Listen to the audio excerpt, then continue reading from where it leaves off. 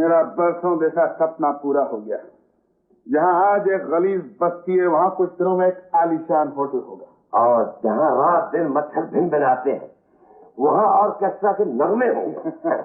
लेकिन भैया, आपने ये नहीं सोचा कि उन नगमों में कितने बेसहारा बेघर लोगों की आहें भी होंगी। क्या कह रहे हो तुम? सिर्फ ये कि उस बस्ती वाली जमीन में आधा हिस्सा मेरा भी है। मुझे कब इनकार? होटल में आधा हिस्सा तुम्हारा भी होगा। लेकिन वो होटल तो बनेगा ही नहीं भैया। कैसे नहीं बनेगा? क्योंकि मैं इजाजत नहीं दूंगा। तुम्हें बिजनेस की कोई तमीज नहीं। आखिर उन कंगों से तुम्हें इतना प्यार क्यों है? क्योंकि वो प्यार के काबिल हैं भैया। क्योंकि वो प्यार का जवाब प्यार से देते हैं, एक ऐसा प्यार जिसकी आपको कोई तमीज नहीं। राजा, आज इस हवेली में चरण डालने की क्या जरूरत थी? माँ, मैं अपनी खुशी से नहीं, मजबूरी से आया हूँ। ऐसी कौन सी मजबूरी थी? मैं बताता हूँ माँ। राजा को जायदाद का आधा हिस्सा चाहिए। क्यों? तेरी माँ मर चुकी है क्या? जो भाई से पुरखों की जायदाद बांटने आया था? नहीं माँ, 100 बरस जिए, लेकिन शायद माँ के लिए उसका बेटा मर चुका। क्यों मेरी कोख को गाली दे रहा है? माँ अपने बच्चों की दुश्मन नहीं होती।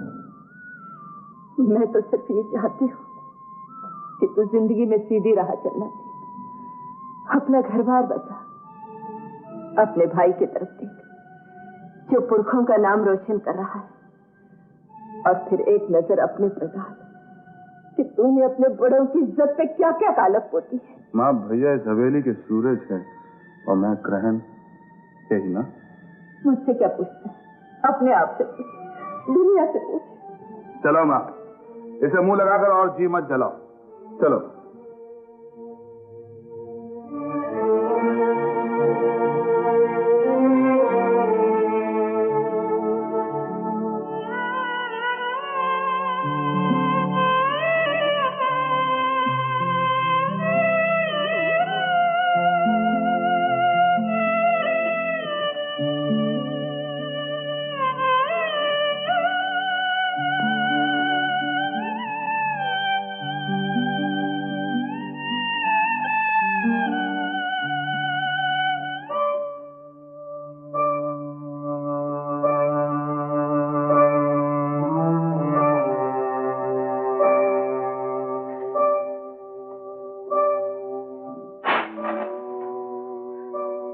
बाबूजी, ऐसे जीना छोड़ो।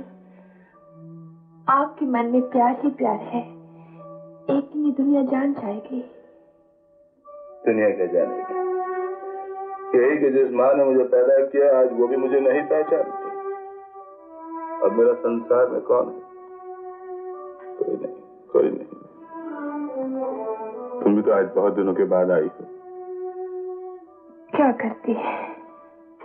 छोटी मालकिन को पता चल गया, मैं यहाँ आती जाती हूँ। तो फिर आज क्यों आई? छोटी मालकिन अस्पताल में है, इसलिए चली आई।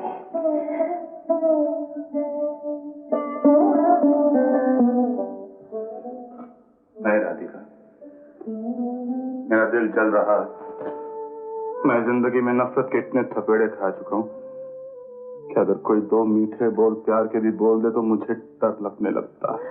बाबूजी, डर मुझसे?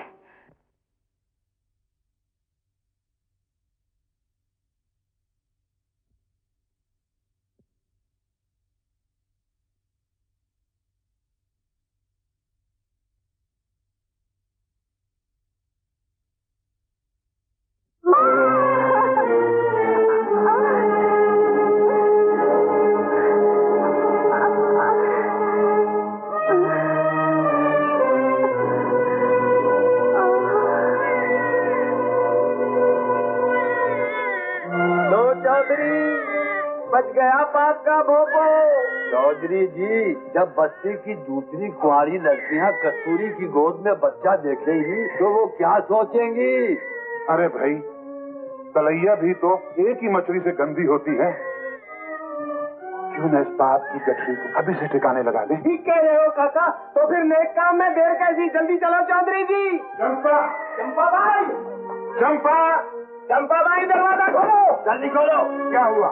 लड़का, बधाई हो आप लोगों को। बाप की बधाई हमें क्यों? लड़के के बाप का नाम पूछो जाकर। लड़के के बाप का नाम मैं जानूं। नहीं वो होगा तुम में से कोई एक। क्या सही है ये? फैसला करो, चले जाओ यहाँ से। बड़े आयोग किसी गरीब का मजाक उड़ा दे।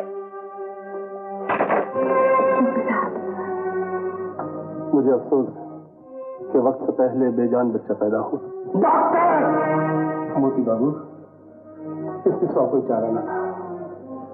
अगर ऑपरेशन न किया जाता तो आपकी बीवी की जान चली जाती। हाँ, एक बात और याद रखिए कि आज के बाद आपकी बीवी कभी मां न बन सकेगी। अरे चुप ही हो जा नाच पीछे। मरे तेरी माँ, कैसे तुझे माँ मिली है? इसे चुप करो ना, इसकी चोट से सारे कान पक गए हैं। अरे कितनी कठोर है तू। इस मुन्ने के जान को इतनी बुखार चढ़ी है, रोएगा नहीं तो क्या करेगा?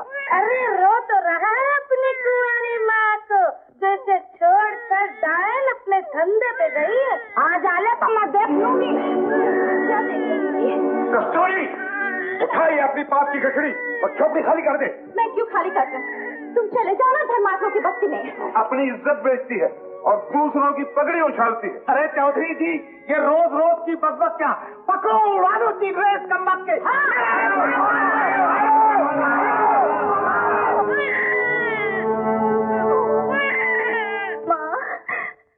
मुझे बचा लो। इसलिए नहीं कि मुझे अपनी जिंदगी प्यारी है, बल्कि इसलिए कि मेरा बच्चा बीमार है। मुझे उसके लिए जीना है, मुझे उसके लिए जीना है माँ।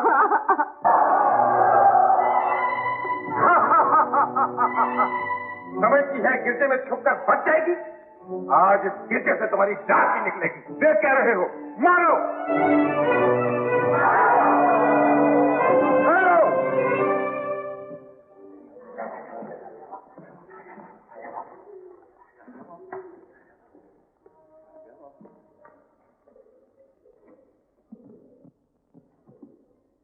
राजा बाबू, आज आप बीच में मत पड़िए।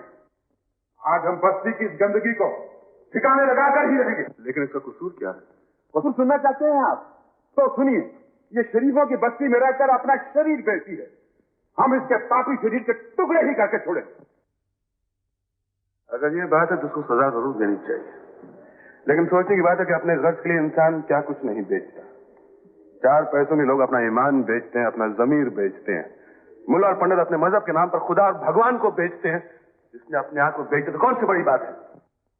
और अगर ये सच है तो कौन जाने कसूर किसका, बेचने वाले का या खरीदने वाले का? राजा बाबू, एक वैश्य की तरफदारी मत करो। आज हम इस नहुसत का खात्मा करके ही छोड़ेंगे।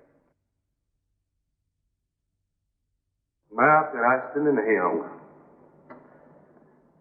लेकिन कस्तूरी पर पहला पत्थर वो फेंकेगा जिसने कभी जिंदगी में कोई गुनाह नहीं किया। है आप में से कोई जो इस मुकद्दस गिरजे के सामने साबन खड़ा कहे कि उसने जिंदगी में कभी कोई बेईमानी नहीं की, कभी कोई झूठ नहीं बोला, कभी कोई पाप नहीं किया? है कोई बाप?